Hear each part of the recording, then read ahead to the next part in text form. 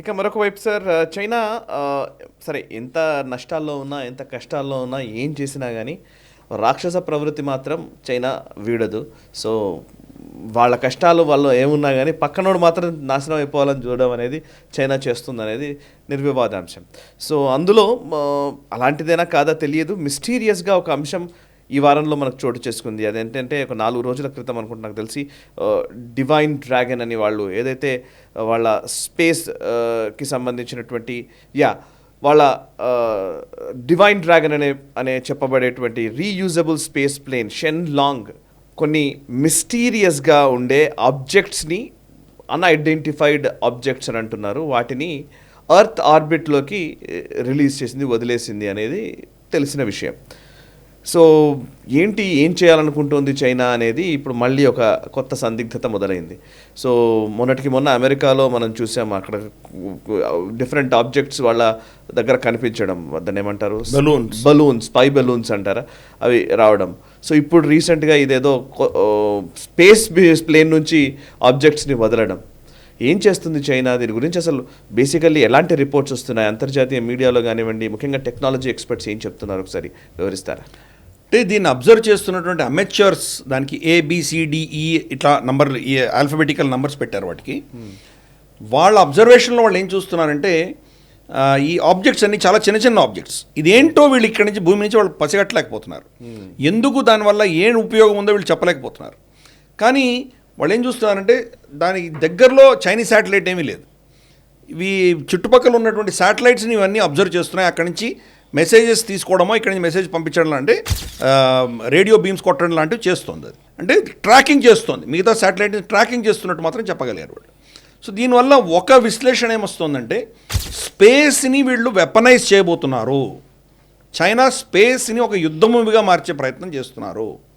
ఈ 6 ఆబ్జెక్ట్స్ కూడా రేపు వాళ్ళు కనుక కమాండ్ ఇస్తే కనుక వాళ్ళకు వ్యతిరేకంగా ఉన్నటువంటి దేశాల శాటిలైట్ని పేల్ చేసే దిశగా దీన్ని వాడుకోవచ్చు. వాళ్ళు భారతదేశం శాటిలైట్స్ పేల్ చేయొచ్చు, వాళ్ళు అమెరికన్ శాటిలైట్స్ పేల్ చేయొచ్చు. ఏం చెప్పొచ్చు వాళ్ళు? మాకేం తెలియదు, అది స్పేస్ డెబ్రీ అని చెప్పొచ్చు వాళ్ళు. స్పేస్ డెబ్రీ అంటే ఇప్పుడు మనం రాకెట్లు చాలా పంపిస్తున్నాం. రాకెట్లు పంపించినప్పుడు చిన్న చిన్న నట్లు, బోల్ట్లు, స్క్రూలు, దాని ప్యానర్లు ఏవో పడిపోతుంటాయి దారిలో. ప్యానల్స్ ఫర్ ఇన్స్టెన్స్ డిటాచ్ చేస్తాం, డిటాచ్ అయినాయి, కొన్ని కింద పడిపోతాయి, కానీ కొన్ని స్పేస్లో తిరుగుతుంటాయి, కొన్ని సంవత్సరాల దాకా తిరుగుతుంటాయి. అవును. అలాగే శాటిలైట్స్ కొన్ని పార్ట్స్లో ఈ వేస్టేజ్ చాలా పెరిగిందనే పెద్ద చర్చ కూడా ఉంది. కరెక్ట్. ఆల్మోస్ట్ కొన్ని సెంటీమీటర్ల చిన్న చిన్న ఆబ్జెక్ట్స్ దగ్గర నుంచి మీటర్, 2 మీటర్లు, 5 మీటర్లో ఉన్న ఆబ్జెక్ట్స్ దాకా చాలా తిరుగుతున్నాయి అక్కడ. సో అటువంటిది ఏదో కొట్టిందని చెప్పి తప్పించుకోవచ్చు కదా. కానీ వీళ్ళు దాన్ని కంట్రోల్ చేస్తున్నారు. చైనా నుంచి కంట్రోల్ చేసి టార్గెటెడ్గా కొట్టగలిగినటువంటి కెపాసిటీ ఏమైనా బిల్డ్ చేసుకుంటున్నారా అని ప్రశ్నలు పుడుతున్నాయి.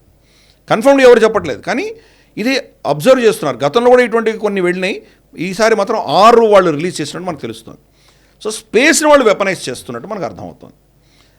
మరి అటువంటిప్పుడు మిగతా దేశాలు కూడా దాని గురించి సీరియస్గా ఆలోచించాలి. భారతదేశం దాని గురించి ఆలోచన చేస్తుంది. ఐ థింక్ మనమే తెలుగు మీడియాలో మనం ఒక్కరమే దీని గురించి మాట్లాడాం. మనము ఇండియన్ ఎయిర్ ఫోర్స్ని Indian air force and space force కింద కన్వర్ట్ చేయబోతున్నాం. మనం Indian air and space force కింద కన్వర్ట్ చేయబోతున్నాం. అవును. సో అటువంటి పరిస్థితి వస్తే కనుక స్పేస్లో జరిగే యుద్ధానికి కూడా మనం సిద్ధమవుతున్నాము. సపరేట్ శాటిలైట్స్ మన ఆర్మీ, నేవీ, ఎయిర్ ఫోర్స్కి ఉండబోతున్నాయి. సపరేట్ కమ్యూనికేషన్ శాటిలైట్స్ వాళ్ళకి పెట్టుకోబోతున్నారు. విజిలెన్స్, సర్వేలెన్స్ శాటిలైట్స్ పెట్టుకోబోతున్నారు. వెపనైజ్ శాటిలైట్స్ కూడా మన దగ్గర రాబోతున్నాయి. అలాగే మనకి యాంటీ శాటిలైట్ వెపన్ సిస్టమ్ మన దగ్గర ఆల్రెడీ 2019 ఎన్నికల ముందు మనం డెమాన్స్ట్రేట్ చేసి చూపించాం. మనం కూడా ఎక్కడ తీసుకోలేదు, కానీ చైనా చేస్తున్నది అబ్జర్వ్ చేయాలి. ఇది ఒక చాలా డేంజరస్ పరిణామం కింద మనం భావించాలి. ఇక పాకిస్తాన్కి సంబంధించిన వివరాల్లోకి వెళదాం సార్. పాకిస్తాన్ సైన్యాధ్యక్షుడు అసీం మునీర్ అమెరికాలో పర్యటిస్తున్న సమయంలోనే ఇక్కడ టెర్రర్ అటాక్స్ జరిగాయని మనం గత వారం డిస్కస్ చేశాము. అండ్ అసీం మునీర్ పర్యటన ఎలా సాగింది? ఏమైనా అచీవ్మెంట్స్ ఉన్నాయా దాంట్లో, లేకపోతే యాజ్ యూజువల్గా పెద్దగా ఎవరు పట్టించుకొని పరిస్థితి ఉందా? అంటే నార్మల్గా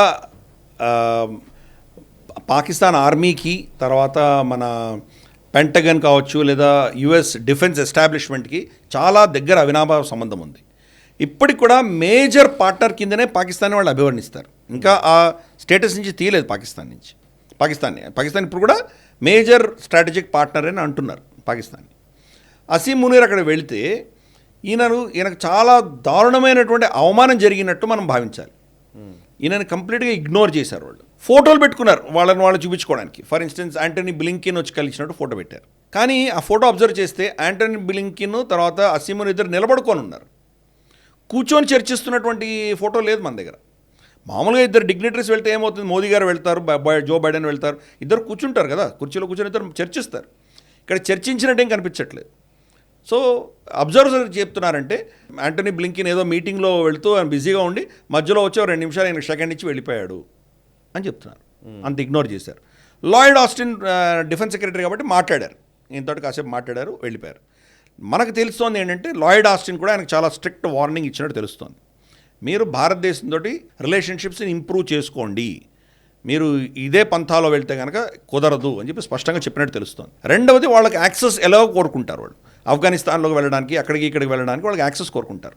రేపటి రోజు ఇరాన్తో ఏమైనా యుద్ధం వస్తే కూడా పాకిస్తాన్ వాళ్ళకి చాలా కీలకమైంది కాబట్టి యాక్సెస్ అన్నది కోరినట్టు మనకు తెలుస్తుంది. మూడవది ఏంటంటే సీనియర్ అధికారులు వీళ్ళిద్దరు తప్ప ఇంకెవరు కలవలేదు.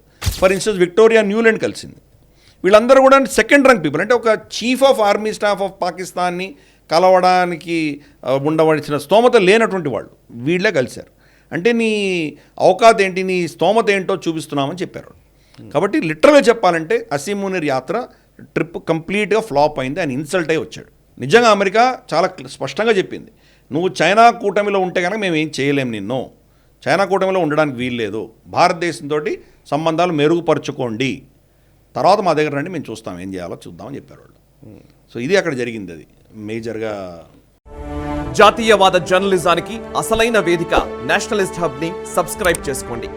నోటిఫికేషన్స్ కోసం బెల్ ఐకాన్ పై క్లిక్ చేయండి.